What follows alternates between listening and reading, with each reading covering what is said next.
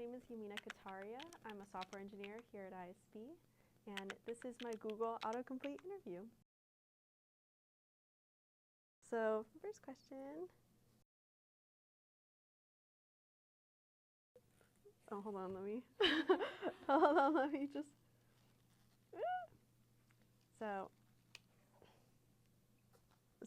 Okay, who is Yamina Katariya? I guess I'm a daughter to my mom. I'm a sister too. My brother's 2 years older than me, so we kind of fought a lot growing up, but in the best way. I love to read. It's my favorite thing to do, if I'm being honest. And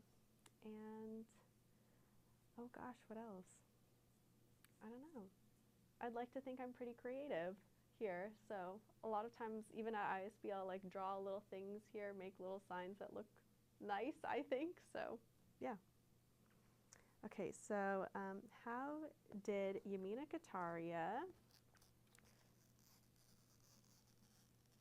get to where she is today? So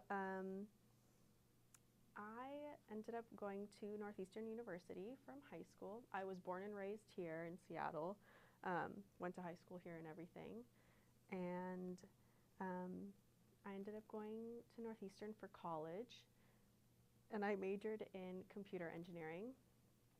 I guess the story of that, though, was kind of weird. In high school, I really wanted to be in international relations. I had done a summer program with the NSLC, the National Student Leadership Conference, at American University in Washington, D.C., and we kind of went around. We went to the State Department, did all that kind of stuff, did like Model UN, and that was really fun. I met one of my best friends there. We're still friends to this day, and we were only there for like 2 weeks. And after that, I was like, oh, that's what I want to do. Like, that's what I'm going to major in.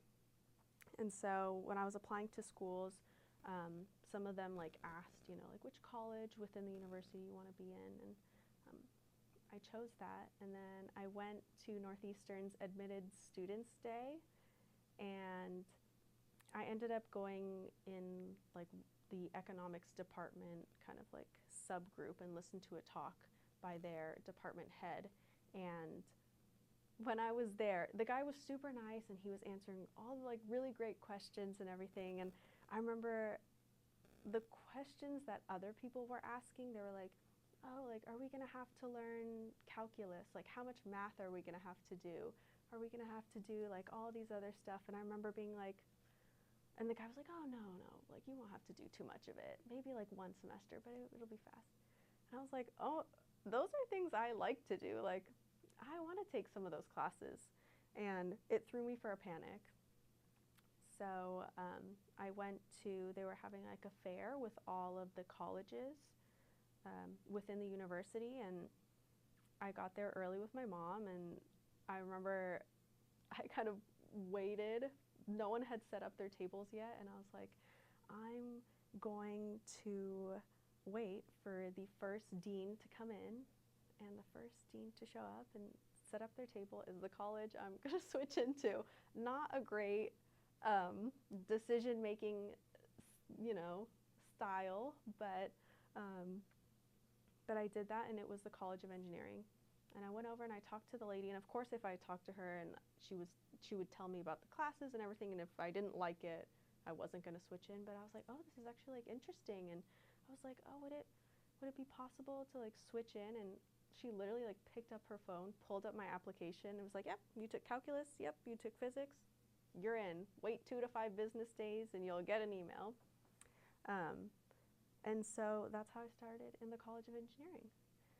Northeastern is a little bit special, where you have to select your major within the first semester because of their co-op program. And we take a course called Cornerstone of Engineering, and you kind of learn a little bit about each of the different engineering fields. And one of them was like learning AutoCAD and SolidWorks and like, some circuit board, Arduino stuff. But then we also learned C++. And and I was like, oh, this is like, I like the way, I'd never coded before, ever. It was my first time, and I was like, ooh, this is kind of fun. It kind of works the way that I think. And yeah, I remember the drop down for selecting your major. It only showed like bioengineering, civil engineering, chemical, and then computer, and then you had to like scroll down more. And I just remember reading through and being like, no, that one looks good. I know C++, that was fun. I'm gonna choose that one. Again, not the best decision-making skills, but it ended up working out pretty well. I did a couple co-ops while I was at Northeastern. One was at an aerospace engineering firm, and another was at a medical device company. And at the medical device company, I was a firmware engineer. And it was really fun. I really liked my team. It was kind of a small startup, and I remember it was going really well, and then March hit, the pandemic. It was in 2020, which, they sent everybody home, all that kind of stuff. They sent everyone on my team home too, like all the people in the lab and stuff. But they ended up going all the way back home, not just like to their apartments in Boston. And so they needed somebody to do some of their lab work, and they were like, oh, Yamina's the only one still in Boston. Can you go in for us? And yeah, I did, and did some very simple lab work, like very simple. And it was over like before kind of Zoom was all set up, we were doing it on Slack video. And I realized, I was like, oh my gosh, this is like literally more fun than my current job. And so after I graduated, I knew I graduated in 2021, and I knew I was gonna go to grad school in fall of 2022, or I was like planning on applying to then start in the fall of 2022. And so I was like, I kind of have this weird window of time where I can try something new. And so I applied to a bunch of lab jobs and got a job here at ISB as a lab technician in research support. And yeah, that's kind of how I showed up at ISB. Kind of a strange little route, but yeah, it was fun. Okay, should I move on? Yeah. These are really taped on. Oh! It's almost like tattooing the electrical tape. It's kind of cool. Oh, I kind of already answered this question. Where did you go to college, and how did you pick your college and major? So you heard how I picked my major. But for college, I think it's a little different nowadays. I only applied to 4 colleges when I was in high school, which I think even then was a pretty small number. I applied early decision to Northwestern, clearly didn't get in, and then Northeastern, Boston University, and the University of Washington. And if I'm being honest, I wanted programs that were, good in international relations, of course, but I kind of picked colleges based off of, in part, location. I love Boston. Boston's a beautiful city, and there's lots to do there. A very young city. Well, old in terms of its history, but young in terms of its people. But I also was thinking about like financially setting myself up for those 4 years, and Northeastern had that co-op program, and for a lot of them are paid co-ops. And so I was like, oh my gosh, people typically do 3, I did 2, but a time where the university slots out like at least 6 months for you to go and work and get paid, and they work that into the curriculum. I was like, it's hard not to want to do that one. And I was choosing between Northeastern and really University of Washington, because I knew I could live at home and kind of have the freedom of, not having to worry about housing as much, things like that, but also having the great opportunities that Seattle has in terms of industry. So that's how I chose Northeastern. I really like its co-op program. I think it's really great. I know a lot of other colleges have it too, like Drexel, I mentioned earlier when we were talking before this, but yeah. And then my major selection was crazy when I look back on it, like, yeah. Okay. So, did you do any co-ops while you were at Northeastern, and what was your experience with them? So I did two. The first one that I did was the aerospace engineering firm. It's called BAE Systems. I called it BAE Systems in the interview, but it was fine. And that one, BAE Systems is really big, and it was back in 2018. I did a lot of like Python tests, bash scripting, like system configuration on startup using Puppet. But nothing, I know I'm looking at everyone's face and I'm like, it sounds like, ooh, you know, how fancy, but it really wasn't that fancy. Yeah, it was a pretty big company, and my team was super nice, but since it was back in 2018, a lot of the people didn't necessarily work there, and there wasn't a ton of infrastructure in place for like remote communication. I remember I'd call people on a landline to talk to them and be like, oh, my code's not working, like, please help. And that was actually really difficult for me. It was my first like technical job, that kind of thing, and having support kind of far away. It wasn't like isolating, but it was a little difficult. And so, and it was also pretty, like, you know, aerospace is often like government contracted, so people dress really nice, and it's a little bit fancier, a little bit, you know, more proper, and I didn't love that. My like work outfits, I try not to think about them. But because of that, in my second co-op, I wanted to try something almost kind of like the opposite. Smaller, where everybody was there, a bit more collaborative in that sense, and also just a little bit more relaxed. So I ended up taking a job at a startup company. That one is called Portal Instruments. They were working on a needleless auto-injector. My team was like 4 people, including me. There was like 30 in the whole company. But that one was so much fun because I got to work with the like mechanical engineering department and do like drop tests and take videos of it. Nothing really related to what I was doing, but I got to be a part of so many different aspects. And that was really nice. It was unfortunate that COVID hit, but it did, you know, get me into the lab and kind of helped shape my career path from there. So I think it was good. Okay, what does,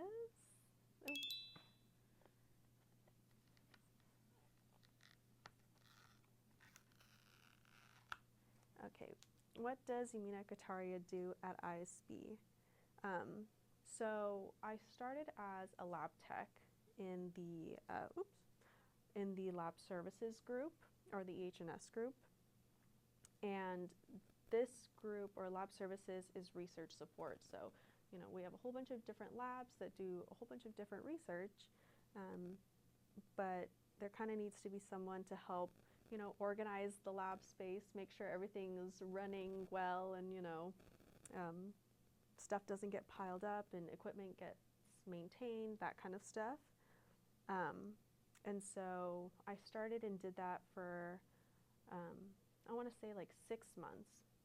And into doing that, my boss had originally hired me because of my computer background. He was like, you know, we kind of have like a data problem in facilities where we have a ton of data, but it's not really organized well, and it lives in a whole bunch of different places. And and we need someone who can help kind of organize that.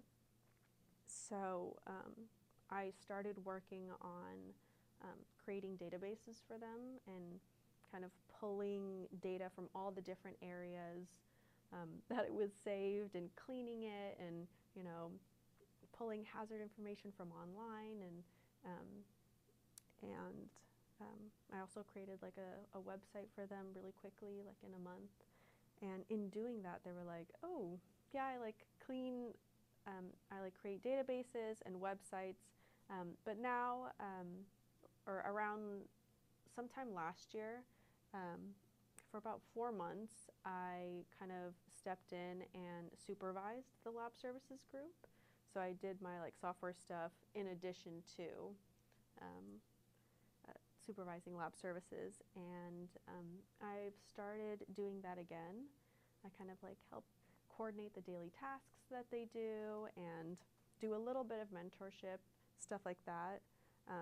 And I actually really like that aspect of my job, the kind of like management aspect, I guess. Training people. I don't think I could sit at a computer all day, every day, and do that. I like have to talk to people. And so that's exactly what the kind of like lab aspect of my job does. So I love that, and I have to continue to do that. It doesn't matter where I go. But okay, I'll move on to the next one.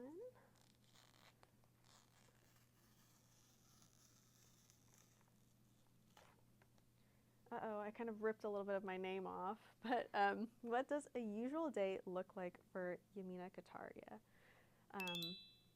So I get in, and we have a lab services board, and it kind of just outlines the daily tasks and weekly and monthly things that lab services needs to do. And so I kind of reset that board and then assign people any special tasks that need to happen for that day. After doing that, I would probably then go look at our schedule and figure out, what is it that needs to get done. If I have a little bit of spare time, I'll work on my own projects. Right now I'm adding additional functionality to this website that is basically a LIMS, a laboratory information management system. So I'll work on that if I have a chance. We have a lab technician named Cassandra, and I'll kind of help her if she needs anything. She started in June, so things are a little bit new still.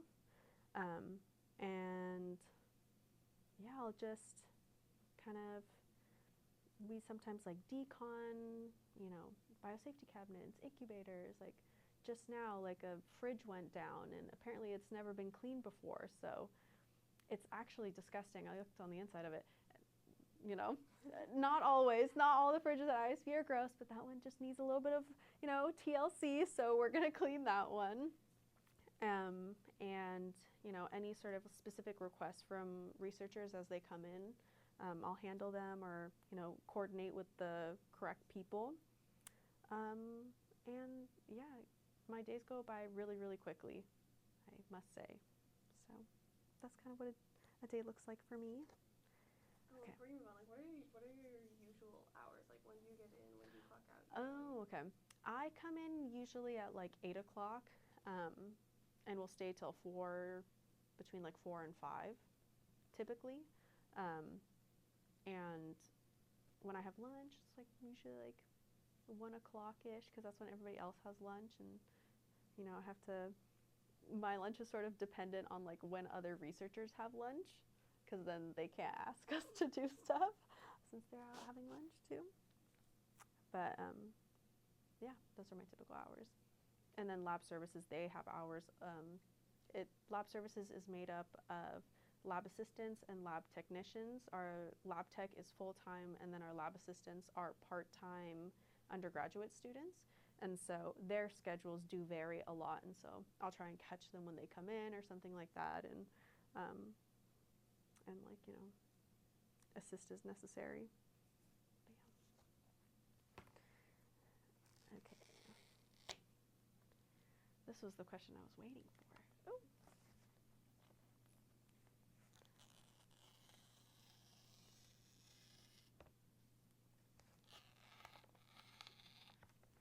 trying to be very careful not to take off the. I believe in you. Yeah, you got it. Oh no, the tape ripping? No, it's Okay. good. It is so ASMR. Oh yeah, kind of. Well, it does make me think like in, the official ones, they also, rip a little bit of the paper off sometimes, so No biggie. it's very fitting. Yeah, very authentic. So what advice does Yamina Katariya have for current high school and college students who are unsure about what they want to do?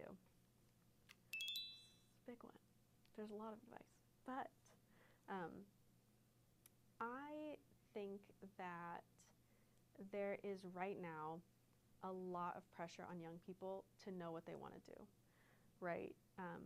I was telling my interviewers, I'm the interviewee, you're the interviewers. I was telling my interviewers before filming this that when I was in high school, it was like no one really did an internship. Or if it did, it was like 1 or 2 students that had like special connections or something like that. But in reality, it wasn't super common to do. And so, that kind of pressure, while, sometimes people be like, oh, no, it's okay. Like, choose whatever you want, take your time, that kind of stuff. While that's true, the pressure is still very real. And you end up having to make a decision that is really big and could potentially be, a really big financial decision. With all of that said, though,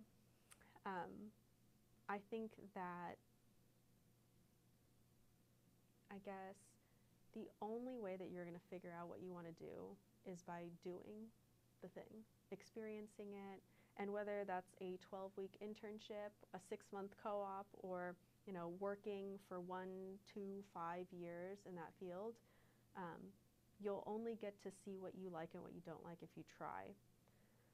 And so my advice then is, 1, to try different things, right? And be open to those like new experiences and things like that. But also to take your time.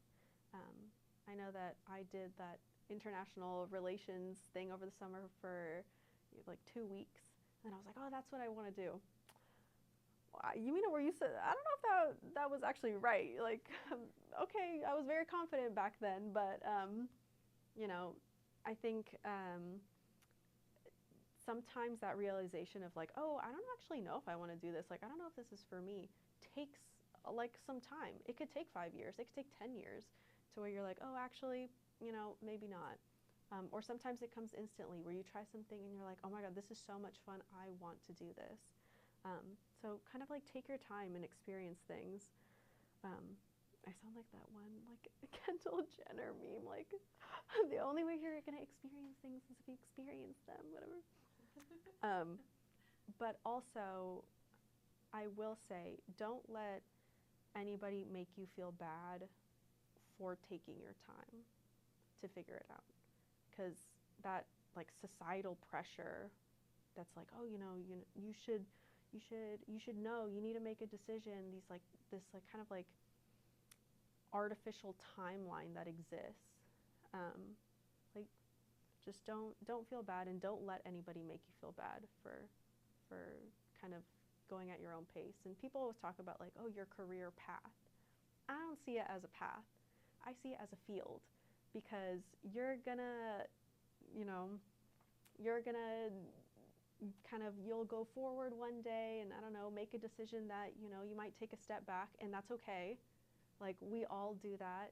You might go left, right, like, go on some like loop-de-loop and end up somewhere completely different. But like, the idea that there's only forward or backward is not true. And I don't know, like, you're gonna have to try things and fail at them too, or do something and excel, and I don't know, it's just all part of life. That's what makes life so interesting and so much fun. And like, yeah, you might make a decision that you're like, oh, I regret that later, but that's okay.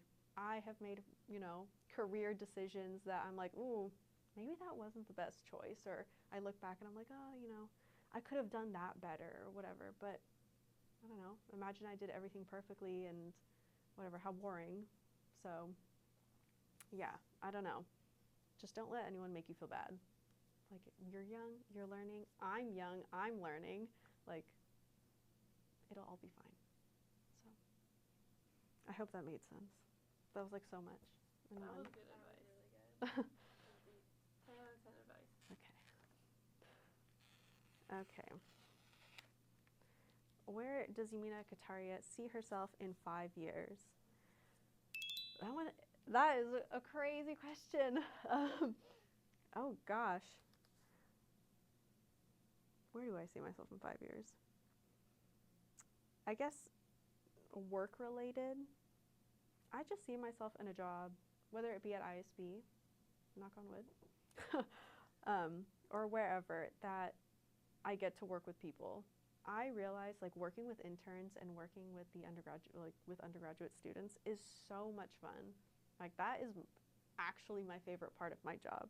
And so I want to continue doing that. It's still in a technical sense, software engineering-ish type of thing. But I also see myself, like, I always joke with my friends that, like, when we get older, we're all gonna buy this really big house together. Like, we call it a chateau. Who knows if it'll actually be a chateau, because how many chateaus exist in Seattle? Not too many. Or even in, like, the US. But that we'll have this little chateau, and we'll kind of, like, block off the floors or, like, the wings of the house, and that we can all, like, live together in this giant chateau and have, like, I don't know, our little garden, and then we can go out and, like, hang out with each other whenever we want. And if not, we'll, like, go into our own little, like, area of the house, of the chateau. And maybe not in 5 years, but I would hope that I get to live really close with my friends and kind of, like, the spirit of that energy, Okay. Then I guess the second to last question. Oops.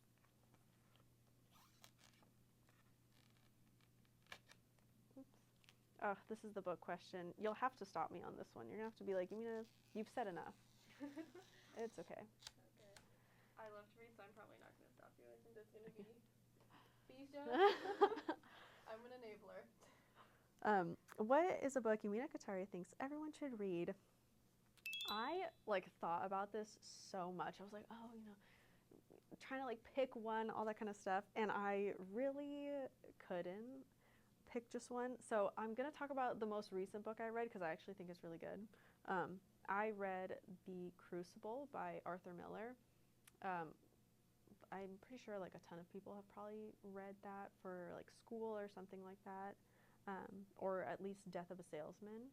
I read Death of a Salesman in high school, and I won't lie, I didn't love it. But The Crucible, like, actually slayed.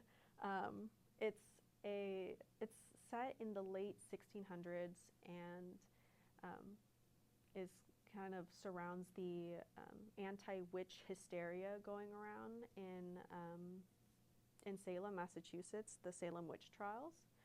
And the book kind of starts out with this girl named Abigail, and she is, like, out in the woods with her friends doing voodoo, like a voodoo ceremony type thing, and gets accused of witchcraft. And to kind of, like, take the blame off of herself, she and her friends start, like, accusing other people of witchcraft, and it's, like, very pointed. It's not just, like, random people. But because of that, the whole, like, theocratic society that they were living in at the time, like, freaks out, and they're like, oh my gosh, there's witches everywhere, like, and they start putting them on trial and putting them to death, that kind of stuff. So I think it's a really interesting book on, like, hypocrisy and there's just, like, so much, I don't know, blame and, judgment, that kind of stuff. I also think, we talk about how, like, societies are so like tight knit and all that kind of stuff. But even when a little bit of pressure is put on people, they will kind of spiral for their own survival. And while it's definitely about kind of like, Salem and the church at the time and everything, it's a commentary on the anti-communist hysteria that was going on in the 50s, because that's when the book was written. So I don't know. It's a great book. John Proctor, he is not like the best character or whatever. Like, he has his flaws, but he has lines in there that when I was reading it, I was like, I know that this is written in the 50s, but he sounds so like Gen Z to me. Like, he was like really relatable in some of his lines. So yeah, I really liked that book. And right now I'm reading The Enchanted April. I'm not done with it yet, so I don't know if I can like fully recommend that book, but I don't know. It just has moments. It follows like 4 women who are kind of lonely in their own way, in their own lives, and they come together and they rent this kind of castle in Italy for April, and they go and they just kind of like live together and work through their own stuff. And I don't know, it's like it's making me smile a little bit. So that's like I guess a comfort read for now. I don't know, maybe something crazy will happen that just hasn't happened yet. I don't know. Yeah. And then lastly, what is Yamina Katariya's favorite movie and TV show? So my favorite TV show in the whole entire world, I don't even have to think about it, is Full Metal Alchemist Brotherhood. It's a show about these 2 boys, these 2 brothers, and it's like obviously like alchemy at the time, it's like fantasy and stuff. But their mom passes away, and their dad really isn't around. And so they decide to try and bring their mom back to life using alchemy. There's like this idea of like equivalent exchange, and it doesn't really go as planned. One of the brothers loses his hand or his arm and one of his legs, and the other one loses his entire body, and like the brother like binds his soul to a suit of armor. And through like all these different things that goes on, they try, and the whole like story is them trying to get their original bodies back. But there's like everything in this story, like action, romance, like brotherly love, and like it's a great show. And also the soundtrack is like, to me, incredible. I like love it. So yeah. And then favorite movie, I don't know. I would say there was like a time, like 2001. I think that's when Shrek came out, was in 2001. And also Harry Potter, and also Lord of the Rings. Is it Pirates of the Caribbean? The Caribbean? I don't know. I've heard it both ways. Like, Pirates of the Caribbean. Pirates of the Caribbean? Yeah, I think so I feel too. like it just has a better ring than Pirates of the Caribbean. Yeah, I think so too. I think Pirates of the Caribbean. Yeah. That one, I don't know if that came out in 2001 or 2003, something like that. But yeah, those, I guess that like era of time of like fantasy movies and stuff, I don't know. Maybe I just love them so much because they're like nostalgic and stuff. But yeah. Also Shrek and Shrek 2, like unmatched. Incredible. Incredible. My friend is literally getting engaged, and in her like invite thing, she has a piano rendition of Accidentally in Love. And she was like, I was thinking of you and I chose that song. And I was like, anyways, thank you for watching my Google Autocomplete interview.